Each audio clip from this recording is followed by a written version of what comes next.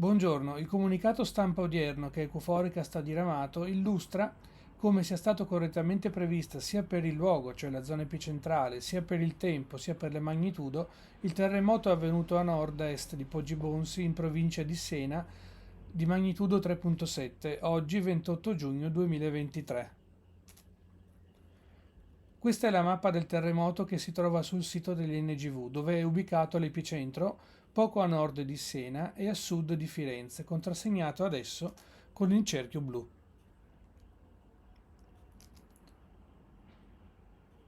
Questa invece è la shake map del terremoto, pubblicata sempre sul sito INGV, dove si vedono le curve di scuotimento colorate. Vicino all'epicentro le curve hanno una maggiore forza, lontano dall'epicentro una minor forza distruttiva degli edifici e delle cose costruite dall'uomo. Si vede nell'area evidenziata come le onde di scuotimento siano state avvertite fino a oltre a Siena a sud e fino a Firenze a nord. Andando poi a leggere la scala del danno riportata nell'apposita tabella, si vede come la curva di scuotimento più vicina all'epicentro fosse comunque di grado leggero, con nessuna conseguenza per gli edifici. Passiamo ora a come ha funzionato il servizio di allerta presismica per questo terremoto. Questo è lo screenshot dell'avviso arrivato agli utenti abbonati al servizio di allerta presismica a partire dalle ore 22:30 del 27 giugno, orario UTC, cioè circa 12 ore prima del terremoto. Si vede come l'orario che copre questo alert arrivi fino alle 11:15 UTC di oggi 28 giugno. Il terremoto è avvenuto poi alle ore 10:19 UTC, quindi dentro l'orario di allerta. In questa mappa, invece, vedete come il terremoto sia avvenuto circa 4 km a nord-est di Poggibonsi, in provincia di Siena. I pallini rossi rappresentano le zone epicentrali dinamiche che il software calcola in tempo reale per descrivere le zone a rischio sismico in Italia per le ore successive al momento presente. In particolare, questa raffigurata è la situazione fino a un minuto prima del terremoto. Con la croce nera è indicato l'epicentro del terremoto. Le zone epicentrali a rischio sono descritte da un cerchio di raggio fino a 60 km intorno a ciascuno di questi punti rossi. Tra tutti questi punti verdi sono invece, che appaiono adesso, sono invece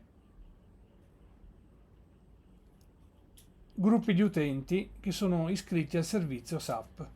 Come si vede ci sono alcuni gruppi di utenti che sono stati direttamente coinvolti dall'allerta del terremoto, in quanto si trovavano vicino alla zona epicentrale reale del terremoto avvenuto e anche all'epicentro dinamico stimato dal software.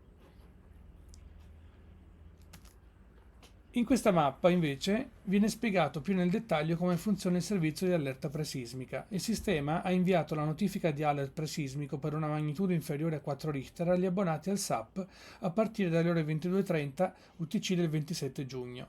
Il terremoto è poi avvenuto alle 10:19 UTC del giorno dopo. L'allerta abbiamo visto che aveva un orario che arrivava fino alle 11:15 del giorno 28 giugno.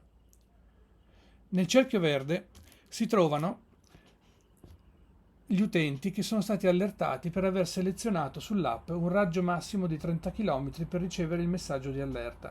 Invece, all'interno dell'area del cerchio fucsia si trovano gli utenti che hanno richiesto di essere allertati per un epicentro stimato fino a un massimo di 60 km di distanza dalla loro posizione.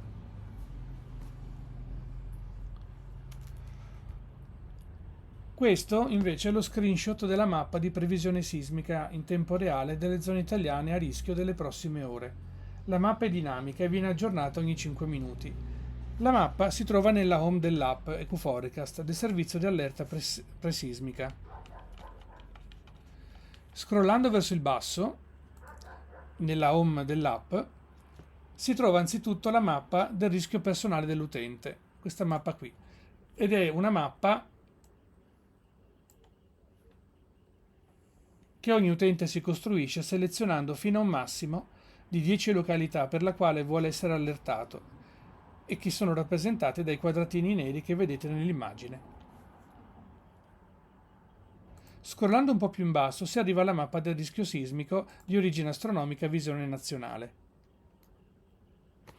Cliccando su Apri si aprono le tre mappe di cui la prima questa, mostra le zone più epicentrali che erano previste fino alle 6 ore precedenti al tempo attuale. Scrollando ancora, arrivate alla mappa del tempo attuale bordata di giallo, che indica le zone a rischio in questo momento. Infine, scrollando ancora, trovate la mappa delle prossime 6 ore, cioè quella che prevede il futuro.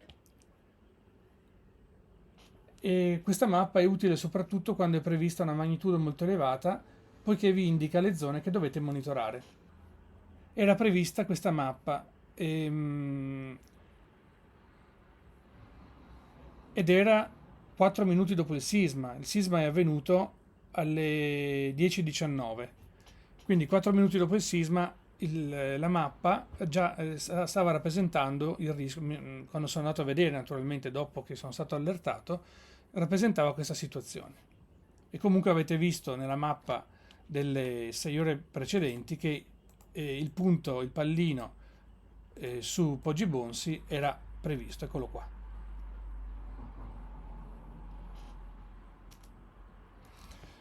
Questa è la magnitudo massima invece prevista dal SAP nell'orario in cui è accaduto il terremoto. Il semaforo rosso indica l'allerta nazionale,